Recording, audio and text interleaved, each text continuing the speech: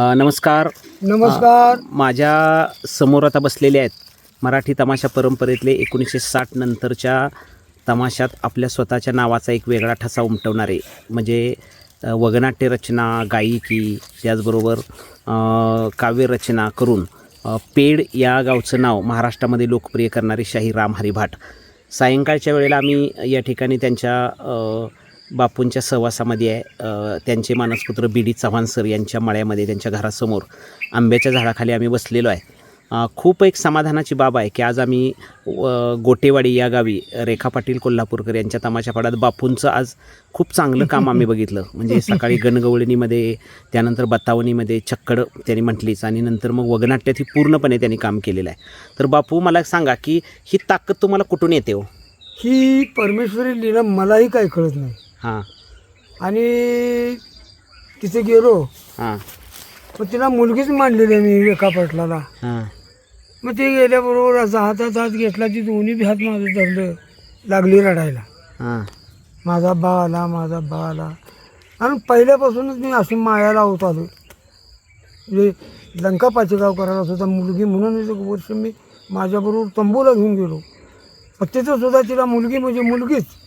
तिच्यावर आलेल्या प्रसंगाला आपण तोंड स्वतः द्यायचं, असं मी करत आलो पहिल्यापासून. मग रात्री काय ठरलं, उद्या सकाळी बापू तुमचा वग विडी झाले मी पतीसाठी करायचा. रेखा पाटील बरं का? फोन आला, समाधानचा फोन आला. हां हां. काय म्हणते बघा. हां. नाही नाही, तुम्हाला नाही, फोन. ते आता ते सांगतो रात्री आलेला. हा मग रात्री समाधानचा फोन आला इथं. तर म्हटलं उद्या पार्लेसरी येणार आहे तिथं गोठेवाडीला, आणि उद्या म्हटलं विडी झाले पतीसाठी करूया म्हटलं. जसं असेल तसं म्हटलं येऊन इनामदाराचं काम करीन, हां. कुठलं बी पाहिजे तसं. आता ते भास्करचं काम जमणार नाही म्हटलं, दारुड्याचं धडपडायचं अमुक तमुक. तर इनामदाराचं काम करतो म्हटलं, खरं नाही का तुम्ही, असं ठरलं फिक्स. ठरल्यावर मग सकाळी आम्ही गाड्या काढल्या, जागेवर गेलो हां. गोठेवाडीला. गोठेवाडीला गेल्यानंतर मग ती ठरलं. पण रेखाबाईला संडास लागलं होतं कालच्यानं. 4 सलाईंच्या बाटल्या चढवल्या त्या. आणि ती म्हणली, बापू अशी अशी माझी परिस्थिती झाली आहे, हां. काय करू सांगा. तर मग काय करू, मग करत असली तर कर म्हटलं, मी करतो काम, काळजी नाही. नाही म्हणजे आता कुठलं तर काढा. मग तिथं असं डोकं लढवलं मी. समाधानलाही सगळ्यांना सांगितलं, म्हटलं रजवाडी वगैरे नाट्य टाका म्हटलं. तर शीघ्र कविरत्न बाबाजी पेडकरांचं लिखाण आहे म्हटलं, प्रेमाची फाशी अर्थात वसंत मनोरमा त्यांचं लिखाण, गाजलेलं लिखाण आहे म्हटलं, ते करूया. मग तिथं ठरलं. मग त्यांनी केला मला राजा. मला वाटतंय 20 वर्षातनं राजा झालो. म्हणजे काम स्टेजवर जाऊन केलं. अगदी 2 तास पूर्ण वगनाट्यात काम केलं. बापू, तुम्ही आता तुमचं वय 85च्या घरात आहे. हां. साधारण काही वेळा तुम्ही दिसत नसल्यामुळे तुम्हाला धरूनही चालवून न्यावं लागतं. होय. तरी पण स्टेज असं उंच असतं, त्याच्यामुळे त्याच्यात इकडे तिकडं तोल जाण्याची शक्यता असते. तरी पण आज तुम्ही इतका सुंदरपणे काम केलं, कुणीही आधार न घेता. हिची काय हो ताकद कुठली आली? हे जो विषय असा की पहिली एंट्री जी होईल का नाही, हां. त्या एंट्रीत माईक कुठं आहे आपल्याला आवाजानं कळतो. पुन्हा परत आल्यावर खुर्ची, तिथून अंतर किती आहे, मग तेवढ्या अंतरात कुणाला धरायला लावायचं नाही. पण पाठीमागून नेताना ती नेऊन सोडावंच लागत होतं. हां. मग त्या अंदाजावर सगळं काम केलं शेवटपर्यंत. बरं बरं बरं. हां. चांगलं आहे. म्हणजे आज तुम्हाला आजचा दिवस कसा वाटतोय? आजचा दिवस अगदी आनंदाचा. तसं म्हटलं तर काल मी इथं आल्याबरोबर म्हटलं मी माझ्या माहेरला आलो. आज सरांची मंडळी अगदी पोरीच्या पलीकडे माझ्यावर माया करते ती. तसंच सर सगळं म्हणजे आयुष्यात मी मायेशिवाय दुसरं काही कमवलं नाही. म्हणून हे दीर्घायुष्य लाभले असं वाटतंय का? म्हणून दीर्घ आयुष्य लाभले असं वाटतंय मला. आणि दुसरी गोष्ट, मी कित्येक तमाशा कलावंतांची हालत डोळ्यानं बघितल्या. पण त्या मानानं म्हटलं तर खरंच माझ्यासारखं सुखी तमाशगीर कोणी नाही असं माझ्या जीवाला वाटते. 4-5 मुलं माझ्या अगदी म्हणजे मुलासारखं सांभाळतात. पुन्हा चव्हाण सर सारखं, चव्हाण सरचा एखाद दिवशी फोन नाही आला तर जीवाला वाईट वाटते. आज सरांनी फोन का केला नाही. पुन्हा संध्याकाळी मला फोन लावायला येत नाही. मग कोणाला तर बाबा एवढा फोन लावून दे, चव्हाण सरला बोलू दे. मग इकडं फोन लावायचा, बोलायचं कसं कसं पार्ले सरांचा सण आहे, फोन आलता का आलता. आता पार्ले सर एक तुम्हाला माझी विनंती आहे, कोण आहे देऊस येईल कैसा, नाही देहाचा भरवसा, माप लागेले शरीरा हिचं होईल ते करा. 14 चौकडा लंकापती, त्याची काय झाली गती, ऐसे अंतने नडले तुका म्हणे वाया गेले. तर कोण दिवस कुठला कसा येईल काही सांगता येत नाही. माझ्यापेक्षा लहान लहान मरून गेले. आणि आता मग आता डोळं जाऊ देत, प्रकृती माझी चांगली आहे, त्या प्रकृतीकडे बी जाऊन चालायचं नाही. तेव्हा तुम्ही जे काय माझं करणार आहे ते माझ्या जीवनावर लिखाण ते तेवढं लवकर करा. म्हणजे मी असताना दुसऱ्याकडं वाचून तर बघेन, ते फार मोठं समाधान. जिवंत आत्मा असताना पुन्हा माझ्या माघारी जर राहिलं तर माझा अमर आत्मा आहेच. वर्ण कोण कोण वाचते, कोण कोण वाचते. माणसाचा आत्मा हा याला मरणच नाही, अमर आत्मा त्याला म्हटलेलंच आहे.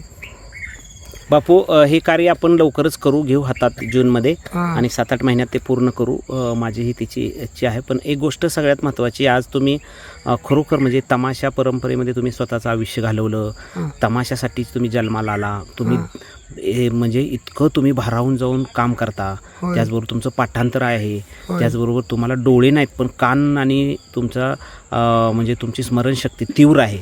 आणि याचं कारण की तुम्ही कुठेतरी पुण्य केलेले असं मला वाटतंय. पण आजचा तुम्ही तमाशामध्ये खरोखर म्हणजे त्या तमाशामध्ये इथे एकरूप झाला तुम्ही. कारण पहिल्यासारखं 4-5 वर्षापूर्वी जसं काम करत होता तुम्ही 10 वर्ष, तसंच वाटलं आज. ते मला बी वाटलं. आता पांडुरंगा म्हटलं कसं काय असेल तसं बघ बाबा, तू करवून घे. करता करविता दाता पिता निर्माता तू आहेस. आता म्हटलं तुझ्या जीवावर सगळं आहे. निर्भीडपणे धाडस केलं. मग म्हणजे खरोखर बापू का हो, हे काय हे म्हणजे तुम्ही कशासाठी जन्माला आलाय असा माझा प्रश्न आहे. मला बघा रात्रंदिवस स्वप्न जरी पडली तर तमाशाची स्वप्न पडते. बोलत असताना सुद्धा तमाशातलं जिथं बोलणं निघल तिथं जीवाला थोडीशी विश्रांती वाटते, जीवनातली विश्रांती. तमाशा हे. आणि दुसरी गोष्ट लिखाण.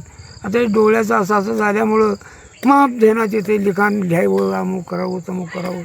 पण तिथं पेनच भगवंतानं काढून घेतला हातातनं म्हटल्यानंतर काय करणार, त्याला विलाजच नाही. मग अजून लिखाणाचं लक्षात येते माझ्या, काव्य एखादं लिहावं असं जीवाला वाटतेच की हो. पण ते आता सरांच्या जवळ असलो की मग धाडस करतो मी, काही काळजी नाही. खरोखर बापू तुम्ही म्हणजे का जन्माला आलाय असं मला तर विचारावंच वाटलं. मी सांगितलं तुम्ही ह्याच्यासाठी मी तमाशासाठी जन्माला आलोय. मला सांगा, आपलं जीवन खरोखर सार्थकी लागले असं वाटतंय का? लागल्यात जमा झाले. कसं, उद्या जरी मी मरून गेलो तर माझी जीवनगाथा तुमच्याजवळ आहे, सरांच्या जवळ आहे. माझ्या माघारी तुम्ही काय करायचं ते करणार आहे व्यवस्थितच, आणि तेवढी माझ्या आत्म्याला शांती मिळणार आहे, तो प्रश्न नाही. पण त्याच्या अगोदर झालेलं ते बी बरं वाटतंय. आणि दुसरी गोष्ट अशी की मी लिहिलेली काव्य जी आहेत, गाणी, लावण्या, छकड्या, गण, हे प्रसिद्ध होणारच आहेत. मोसम धरून त्यात जीवनगाथेतच यावं. येतात. बरोबर. आता त्यात बी लिहिले मी.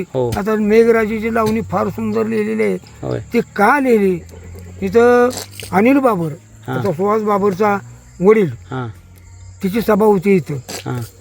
मग अशोक साहेब, फॉरेस्ट साहेब, पुन्हा म्हणजे सभापती आनंदराव शेंडगे, ही काय म्हणजे बापू सगळं तुम्ही लिहिले. पण ह्या पावसावर पाऊस का पडत नाही, दुष्काळच नाव पडतोय, ह्या पावसासाठी काही लिहा की तुम्ही थोडंफार. मग त्यांनी तेवढं सांगितलं, त्यावर सरांच्या जवळ आलो आणि ती लावणीच तयार केली मेघराजीची. ती अशी उत्कृष्ट लावणी आहे की वाचत असताना सुद्धा मनाला समाधान वाटणार माणसाच्या. ती लावणी म्हणा बघू. ती आता पाठ कुठली होती ती लिहिलेली आहे. बरोबर, ठीक आहे. तर बापू, खूप सुंदर तुम्ही एक वेगळे पण स्वतःच्या आयुष्यात जे जपले ते सांगितलं. आणि तुम्ही खरोखर जीवनात समाधानी तर आणि मुलांच्याकडून कुटुंबाकडून तर तुम्ही समाधानीच आहे एकदम. अहो सुना, तर तुम्हाला सांगतो, परमेश्वरानं माझ्या पोटी लेखीच आल्यात, ही लेख बाजूला सोडा, इतकं समाधान आहे म्हणजे सुनांच्या बाबतीत. कारण त्या वडिलासारखी मायाच लावतात मला. आणि कुठली वस्तू विचारतात, काय बापू पाहिजे तुम्हाला, आज काय पाहिजे, उद्या काय पाहिजे, हे सगळं विचारलं आपल्या तोंडातनं पडतंय ते आपल्याला मिळतंय, म्हणजे ह्यासारखं समाधान कुठं जावं, हेच समाधान खरं. म्हणजे समाधान आहे, त्यामुळे तुम्ही खूप चांगलं आयुष्य तुमचं वाढू लागलेलं आहे आणि ह्याच्यातला एक वेगळा आनंद आहे. ठीक आहे बापू, तुम्ही अजून तुमच्याशी आपण नंतर बोलायचं आहे आणि नंतर आपण खरोखर तुमच्याशी संवाद नक्की साधू. धन्यवाद. नमस्कार. धन्यवाद.